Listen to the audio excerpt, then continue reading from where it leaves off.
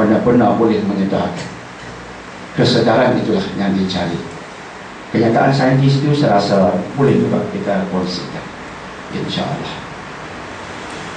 Sila, ada lagi soalan lisan, berada lisan, insya-Allah.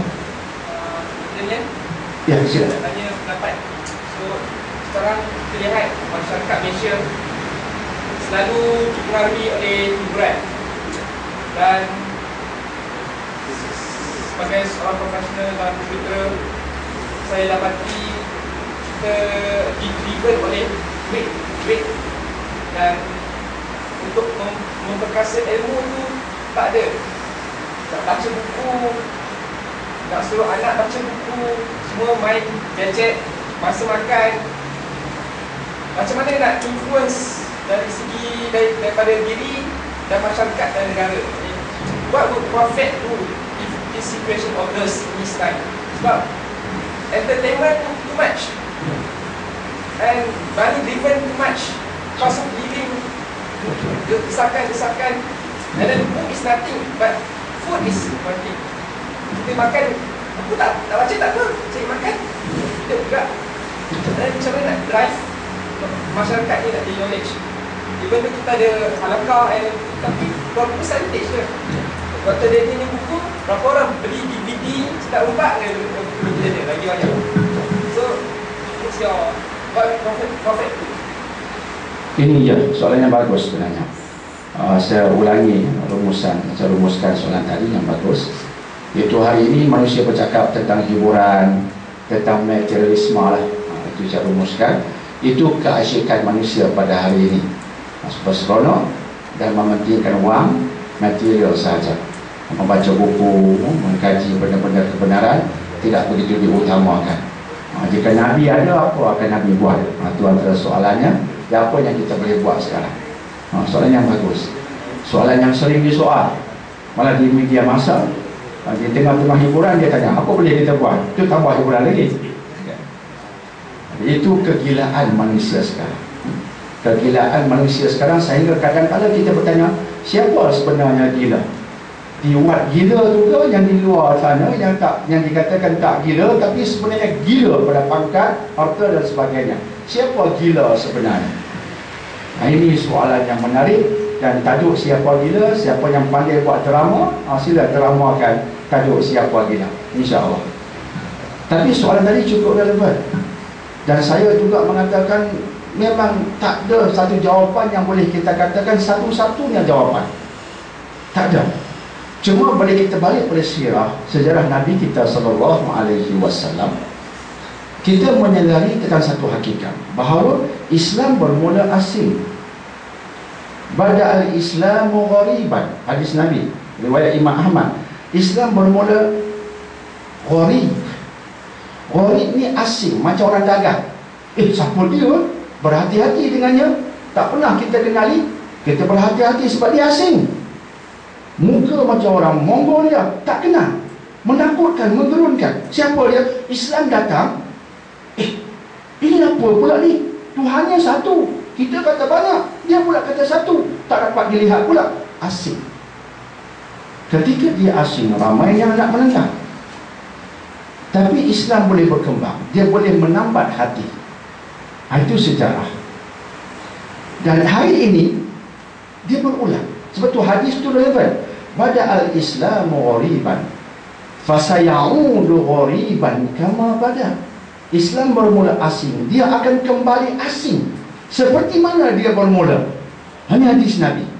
Maksudnya fenomena awal dahulu Islam dilihat sebagai raksasa, menakutkan, asing, hendak dipinggir, dibuangkan. Berulang sekarang Islam juga dilihat sebagai raksasa, menggerunkan, perlu dihancurkan. Daniel Pipes di laman White-nya berkata, Islam should be banned.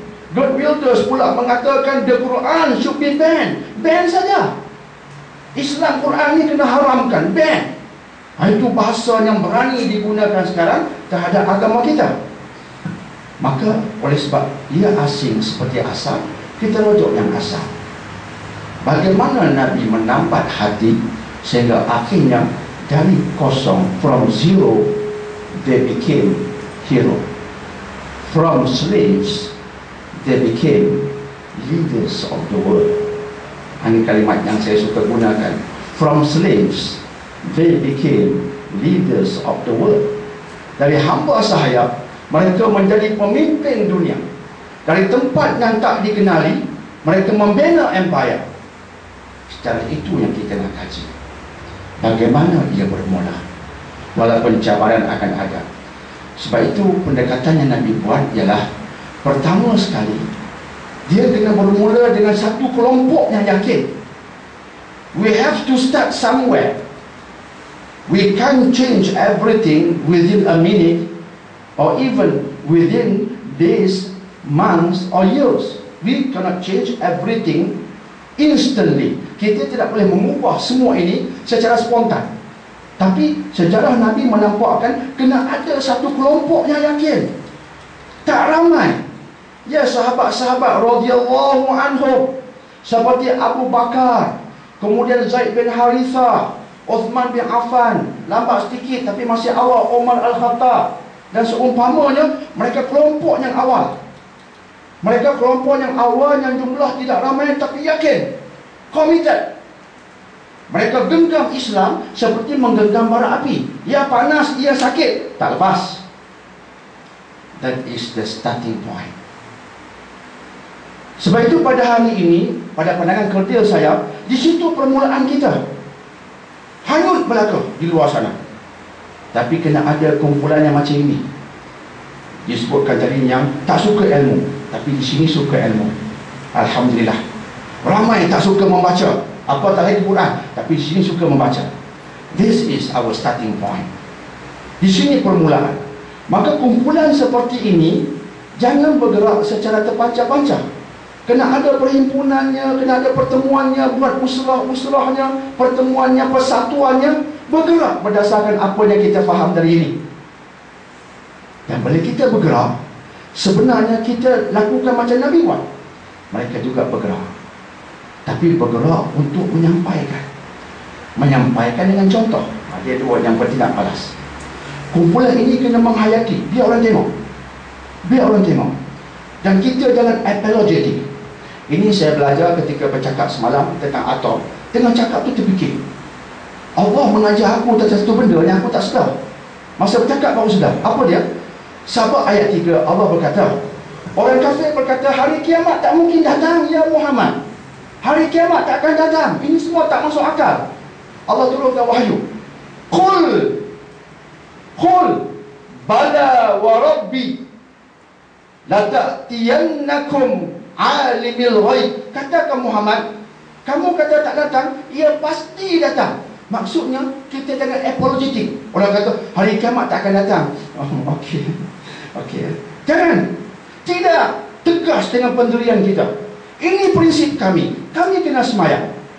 Kami wanita tutup aurat. Kamu tak tutup aurat, tak apa.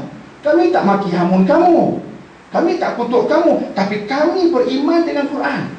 Kami bukan baik, kami bukan wali, kami bukan malaikat. Kami cuma hamba dia. Sebagai hamba dia, kami baca Quran dia. Dia kata kami wanita kena menutup aurat, dan kami nak patuh Allah. Kamu tak nak, tak apa, kami nak patuh. Itu maksudnya jangan apologetic. Jangan minta maaf. Kami hamba Allah, nak patuh Allah. Qul, kata Allah, kata demi Tuhanku kami begini. Itu konsep. Itu yang sahabat-sahabat buat. Walaupun di peringkat awal cara berahsia, sekejap saja kemudian diledakkan. Maka kita committed dengan amal, kita committed untuk berdakwah.